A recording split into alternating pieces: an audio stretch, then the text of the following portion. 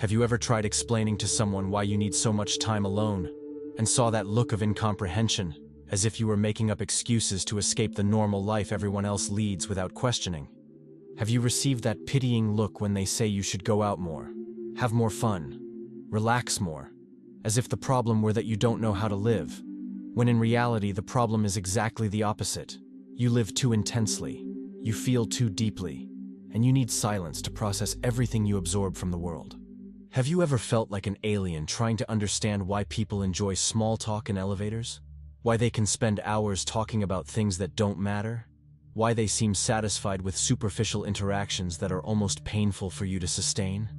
And if you answered yes to any of these questions, then you know the cruelest type of loneliness that exists. The kind of being surrounded by people who simply don't understand you, who can't access the frequency where you dwell, who look at you as if you were too complicated when in reality you're just being too honest.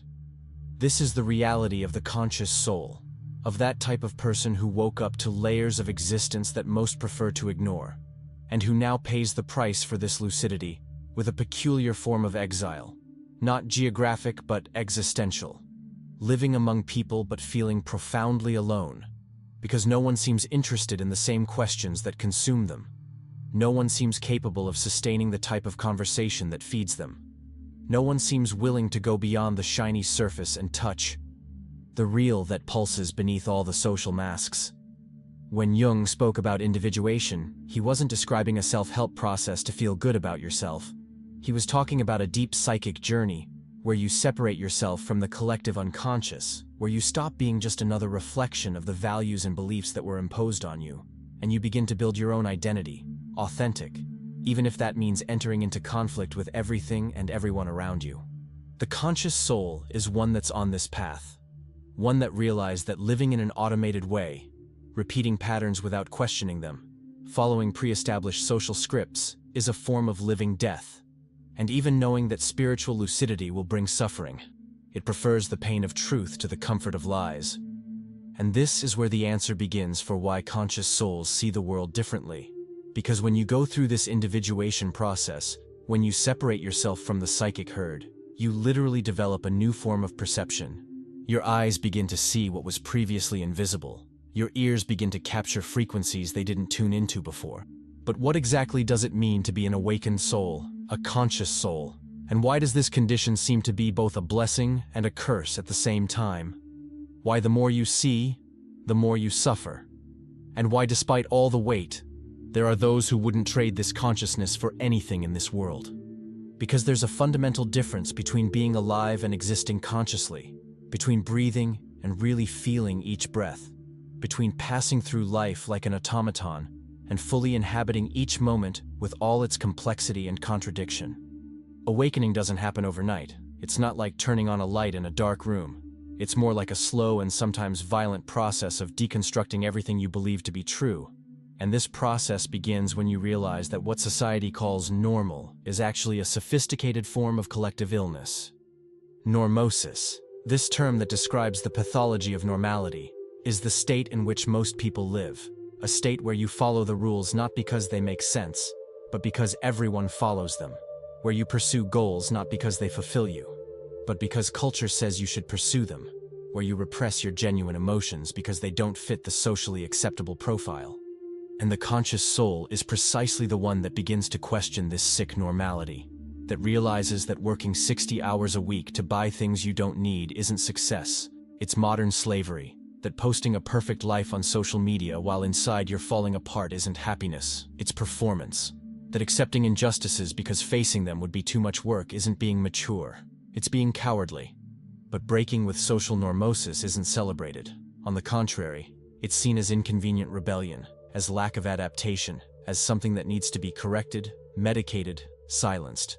Because society needs everyone to remain asleep, needs people not to question too much, not to feel too much, not to see too much, because awakened souls are dangerous to systems that depend on collective unconsciousness to continue existing. And when you finally break with this pattern, when you decide that you're not going to pretend anymore, you're not going to adapt to something that goes against your essential nature, you discover that freedom has an extremely high price, that being authentic in a world of masks is a form of voluntary exile. And this is the first price that conscious souls pay. The price of nonconformity. The price of seeing what no one wants to see, and refusing to pretend you're not seeing it. And when you awaken, when you break with these mental and emotional patterns of society, the first thing that happens is you begin to suffer more, not less, because consciousness brings heightened sensitivity to human suffering, to injustices, to social lies that before you accepted without even noticing. You begin to see the subtle violence in relationships where before you only saw love. You begin to perceive the manipulation in advertisements that before seemed harmless.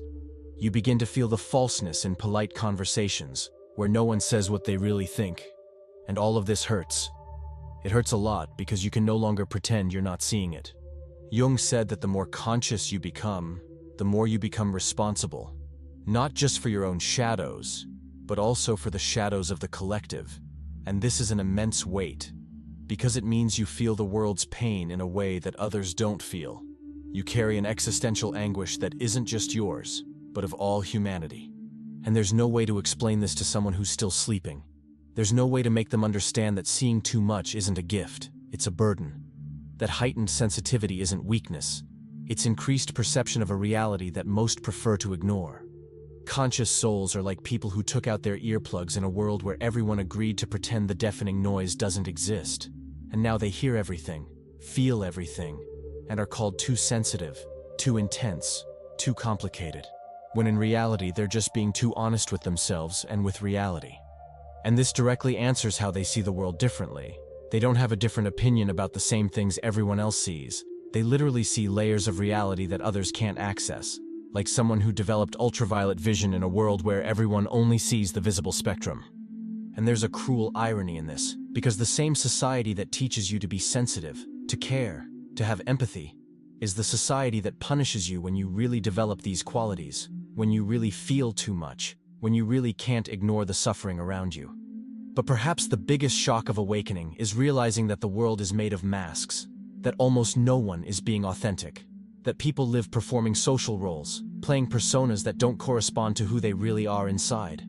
Jung called this the persona, this social mask that we all wear to adapt to the world, and to a certain extent this is necessary. You can't live without any persona. But the problem is, when the persona becomes the only thing that exists, when the person forgets there's a real being behind the mask, when they identify so much with the social role that they completely lose contact with their essence. And the conscious soul perceives this, perceives they're surrounded by empty personas, by people who no longer know who they are, who live on autopilot, repeating cliches, following social scripts, performing soulless functions. And this perception brings a deep disillusionment, because you realize that most human connections are nothing more than superficial encounters between masks, that authenticity is rare, that people are afraid to show who they really are because they've been conditioned to believe their truth isn't acceptable. And when you begin to take off your own mask, when you refuse to keep pretending, you're faced with inner loneliness, because few people are willing to meet you for real. Most prefer to interact with the edited version, palatable, socially approved.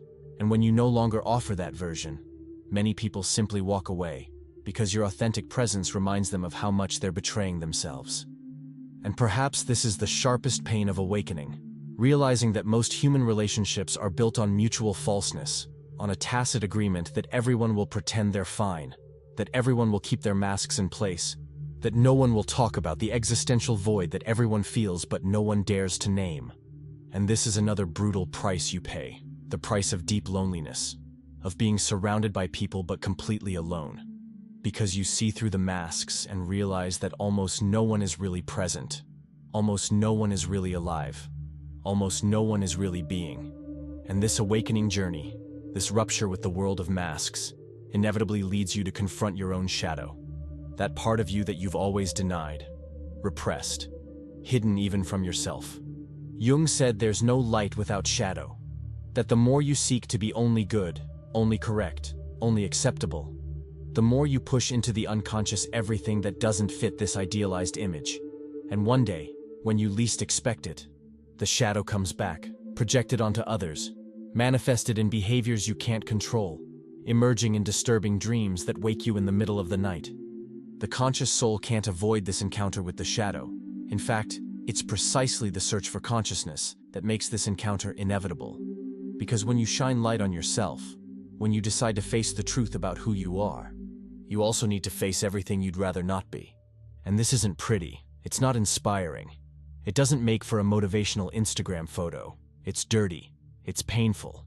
It's confronting the selfishness you deny having, the envy you pretend not to feel, the anger you repress with polite smiles, the pettiness you disguise as conditional generosity, the cruelty you project onto others because you can't admit it also dwells in you. But it's only by going through this confrontation that you can become whole. It's only by integrating the shadow that you stop being controlled by it. It's only by accepting that you also have a dark side that you can stop projecting it onto others and begin to take responsibility for your own complexity. And when you do this, when you dive into your own shadow and survive, something changes. You develop a deeper understanding of human nature, a compassion that isn't naive, but that recognizes we all carry light and darkness, and that no one is just a villain or hero. We're all contradictory beings trying to do the best we can with the wounds we carry. And perhaps the greatest liberation that comes from this process is realizing you don't need to be perfect to be valuable, that your humanity includes flaws, contradictions, dark impulses, and that this doesn't make you less worthy of love and acceptance. But here's something few people understand. The conscious soul doesn't suffer only for their own individual issues. They also suffer because they become a mirror of the collective unconscious. Because in some mysterious way, they capture and absorb psychic contents that belong not only to them, but to humanity as a whole. Jung spoke about the collective unconscious, this deeper layer of the psyche that we all share, where the archetypes reside, the primordial images, the universal patterns of human experience, and the more sensitive, more permeable, more conscious souls have more direct access to this collective content, and this is both a gift and a curse. They feel in their own skin the anxieties of the era, the unresolved pains of past generations, the ancestral fears that still reverberate in the present, and they carry this weight without always understanding where it comes from. Because it's not just theirs, it's everyone's. But not everyone has the sensitivity to perceive it. It's as if these souls function as antennas capturing frequencies that most don't tune into, and that's why they suffer more, feel more, carry more, not because they're weaker, but because they're more permeable to what's happening in the deeper layers of psychic reality. And this explains why so often the conscious soul feels exhausted for no apparent reason, depressed without a clear individual cause, anguished by something they can't name, because they're carrying not just their own burden, but the archetypal burden, the weight of contents that belong to the collective, but that need someone to be felt, processed, transformed. And there's no social recognition for this. There's no validation for those processing collective shadows. On the contrary, these people are frequently pathologized, medicated, discarded as dysfunctional, when in reality they're performing an essential psychic function for the collective. They're digesting what others can't or won't digest. And perhaps that's why Jung was so interested in the archetype of the wounded healer, this mythological figure represented by Chiron, the centaur who was wounded by a poisoned arrow and spent his life seeking the cure, becoming the greatest healer in Greek mythology precisely because he knew pain intimately. The conscious soul often embodies this archetype.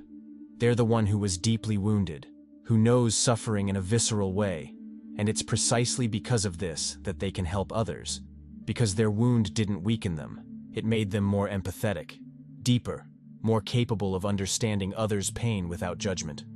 But there's a price in this, because carrying the wound that doesn't completely heal means living with constant pain, means knowing you'll never be completely cured, that there will always be a part of you that bleeds, and still choosing to use this wound as a source of power, as an instrument of healing for others. And this isn't noble in the romantic sense of the word. It's simply the inevitable transformation that happens when you suffer deeply and decide that this suffering can't have been in vain, that it needs to mean something, serve something greater than just your individual pain. Conscious souls who embody the wounded healer are those who transform their agony into compassion, their fragility into strength, their scar into wisdom, but without ever denying or minimizing the original pain, because it's precisely the authenticity of the wound that gives them credibility to heal. And there's something profoundly beautiful in this, in the capacity to transform poison into medicine, to make your own destruction a source of construction for others, to allow the wound to teach you instead of consuming you, But there's also something profoundly tragic, because the wounded healer never completely heals themselves. They only learn to live with the pain in a way that doesn't paralyze them. They learn to transform suffering into something useful without ever stopping suffering. And as the conscious soul deepens in this journey, as they develop their sensitivity and perception, they also begin to develop a new way of relating to reality. A language that goes beyond the rational and literal. The language of the invisible, of symbols, of synchronicity, of intuition. They realize that not everything needs to be explained logically to make sense, that there are meaningful connections between events that science would call mere coincidence, that dreams aren't just random byproducts of the sleeping brain, but messages from the unconscious trying to communicate through symbolic images.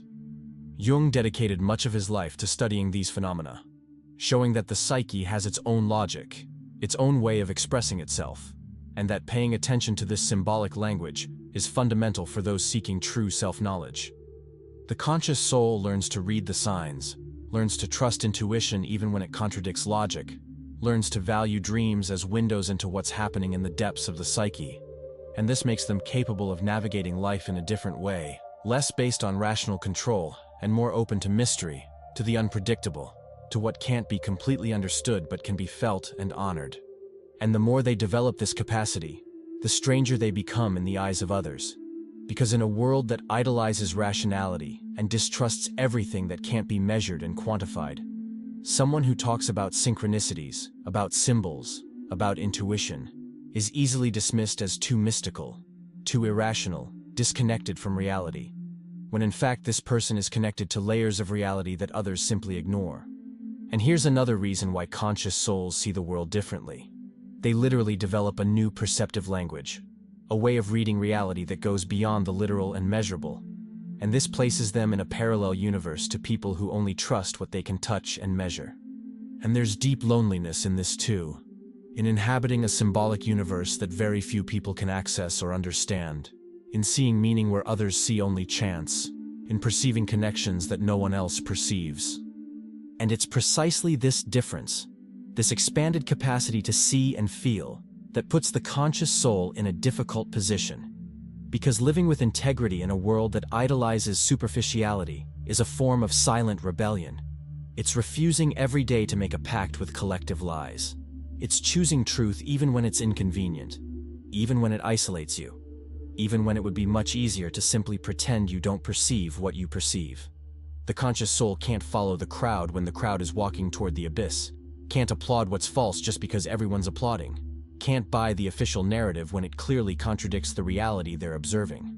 And this has an extremely high cost, because society punishes those who don't conform, punishes those who question too much, punishes those who refuse to accept the comforting lies that keep the status quo functioning.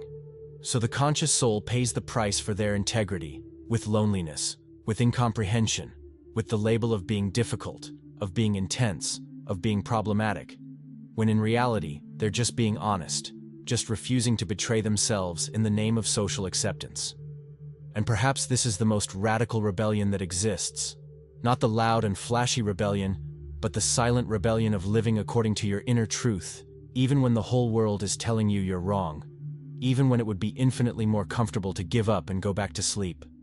And there's immense courage in this, in continuing to be yourself when it would be much easier to adapt, in maintaining your integrity when the price is isolation, in refusing the lie when the lie would bring acceptance, because in the end, betraying yourself is the only type of betrayal you never completely recover from.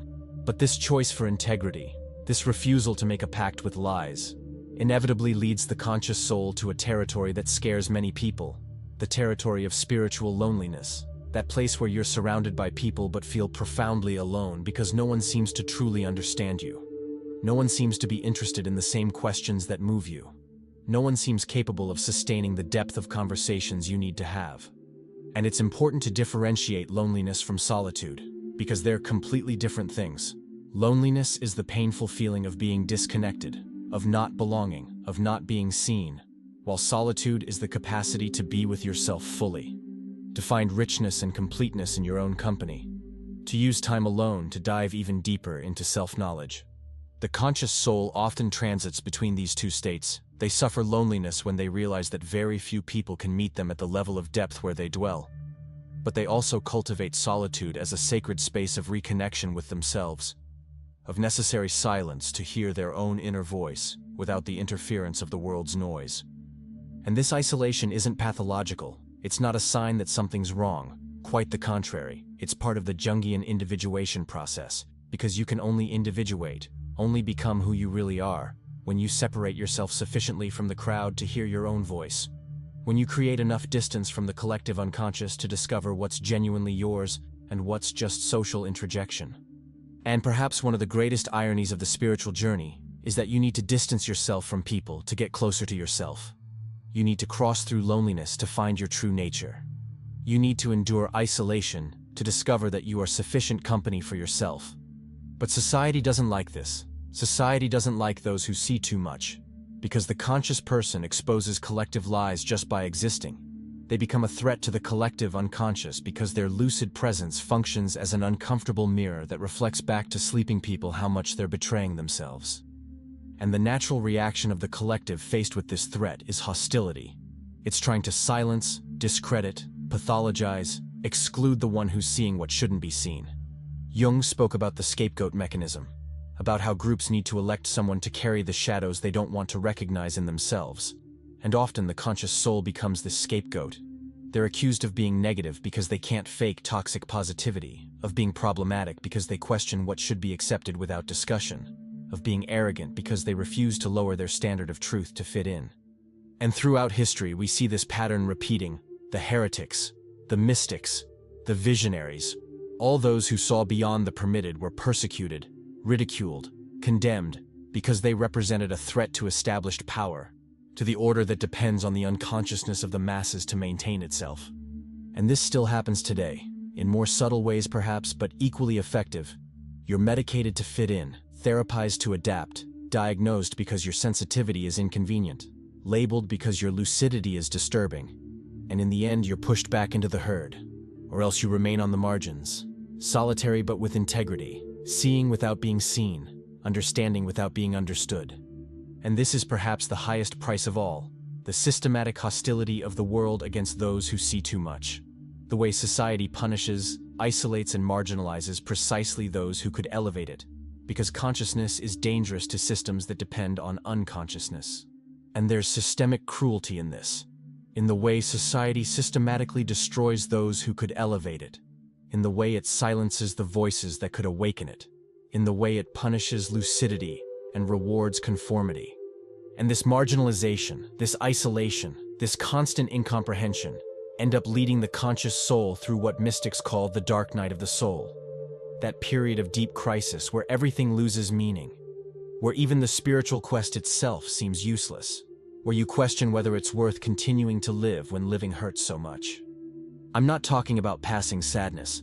I'm talking about an existential crisis so intense that you feel like you're dying inside, that everything that sustained you until then crumbles, that there's no safe ground to stand on, that God, if He exists, has completely abandoned you.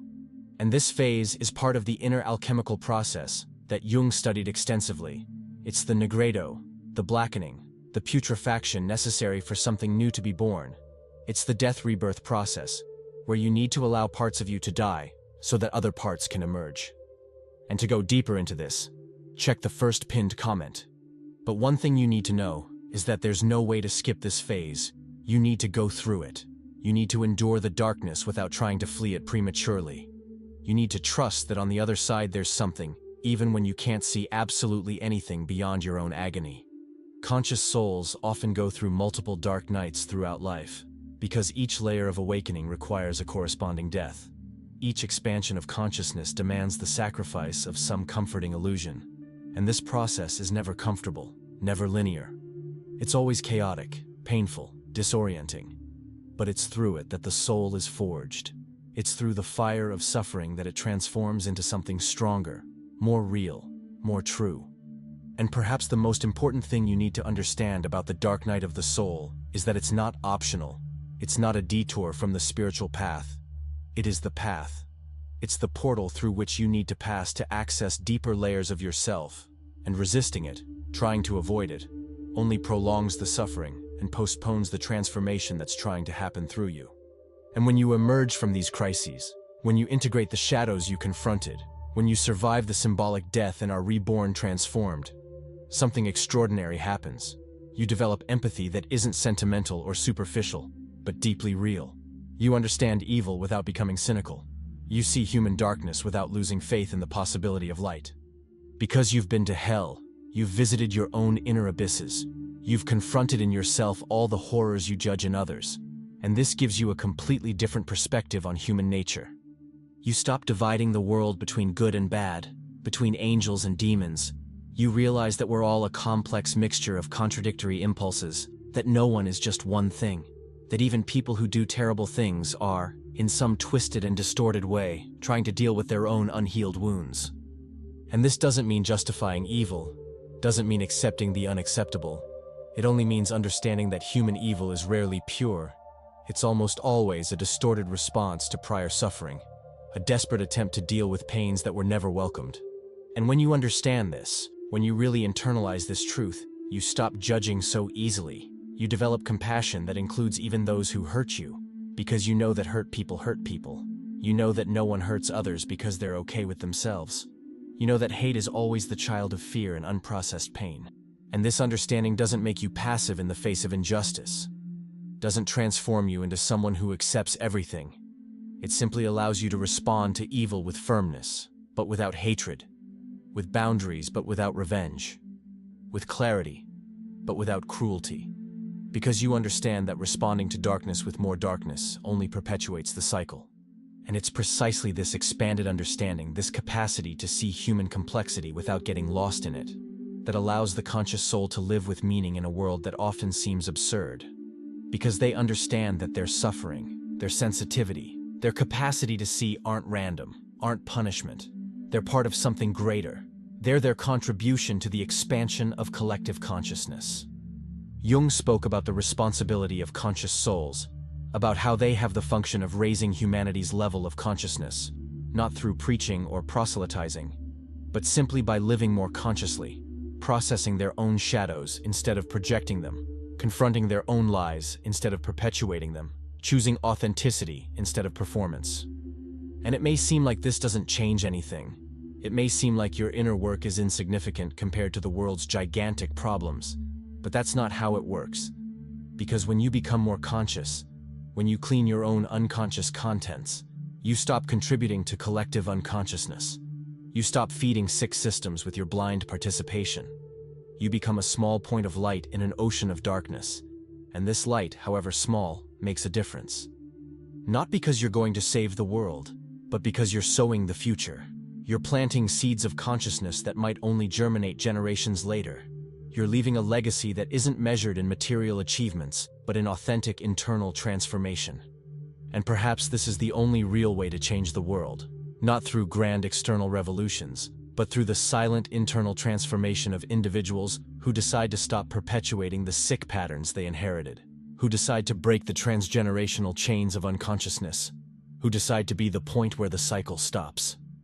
And in the end, after everything, after all the suffering, after all the loneliness, after all the dark nights crossed, there's a paradox that defines the existence of the conscious soul. They suffer more, feel more, carry more weight, but they also live more fully, more deeply, more authentically than those who remain asleep. Because there's an abysmal difference between being biologically alive and being existentially alive, between breathing and truly living, between passing through life on the surface and diving into the depths of human experience. And the conscious soul chose, or was chosen, it doesn't matter much, to live in depth, to feel everything, not to anesthetize themselves, not to flee from the real. And yes, there's pain in this, a lot of pain, because pain is the fertilizer of the soul. It's through suffering that the soul grows, expands, deepens, becomes more than it was. But there's also fullness in this, an intensity of being alive that makes everything worthwhile, because when you truly feel, when you truly live, when you allow yourself to be touched by life in all its dimensions, you access something that can't be bought, can't be faked, can't be simulated. You access the real, the profound, the essential. And this, however painful it may be, is infinitely more valuable than the superficial comfort of an anesthetized life. And perhaps the most radical truth is this: that pain isn't the opposite of a full life. It's an integral part of it. That you can't feel deep joy without also being able to feel deep sadness. That you can't truly love without also opening yourself to the possibility of loss. That you can't live intensely without also suffering intensely. Because intensity doesn't come with filters. It's all or nothing. So if you're one of these conscious souls, if you recognized yourself in these words, if you feel you carry a weight that others don't carry, know that you're not crazy, you're not wrong, you're not alone, you're simply awake in a world that prefers to sleep. And this has a price, but it also has a purpose. You don't need to save anyone, you don't need to convert anyone, you don't need to prove anything to anyone, you just need to keep being faithful to your own truth, keep honoring your own perception, keep living with integrity even when it isolates you. Because your conscious existence is already revolutionary. Your refusal to make a pact with lies is already transformative. Your capacity to feel deeply is already sacred. And perhaps you'll discover with time that you weren't carrying this weight alone, that there are other conscious souls scattered around the world, equally solitary, equally wounded, equally awakened. And when you meet, even if briefly, you recognize in each other something that doesn't need to be explained, because the conscious soul recognizes another conscious soul, not by words, but by frequency, by depth, by the way they relate to life. And these encounters are rare, but when they happen, they're intense, they're meaningful. They're like finding a piece of home in foreign territory, like recognizing your own language being spoken in a country where everyone speaks another language. And in the end, the question isn't whether it's worth being conscious, because it's not really a choice you can make. Once you wake up, you can't go back to sleep on purpose, you can only pretend, and pretending would be betraying everything you discovered about yourself and about life. The real question is what you're going to do with this consciousness. Whether you're going to use it to embitter yourself and isolate yourself completely, or whether you're going to transform it into something constructive, into real compassion, into deep understanding, into courageous refusal to participate in collective unconsciousness. And this doesn't mean being perfect, doesn't mean never making mistakes, doesn't mean always being right. It just means being willing to look at yourself honestly, to confront your own shadows, to live according to your inner truth even when the whole world tells you you're wrong. Because the conscious life isn't a call to live with comfort. It's a call to live with depth, to truly feel, to truly exist. And this, despite all the pain, is the most valuable thing a human being can do in this brief and mysterious existence we've been given. And perhaps the greatest act of courage isn't facing external dangers, but continuing to allow yourself to feel in a world that teaches you to anesthetize yourself. Continuing to allow yourself to see in a world that teaches you to close your eyes. Continuing to allow yourself to be authentic in a world that rewards you for falseness.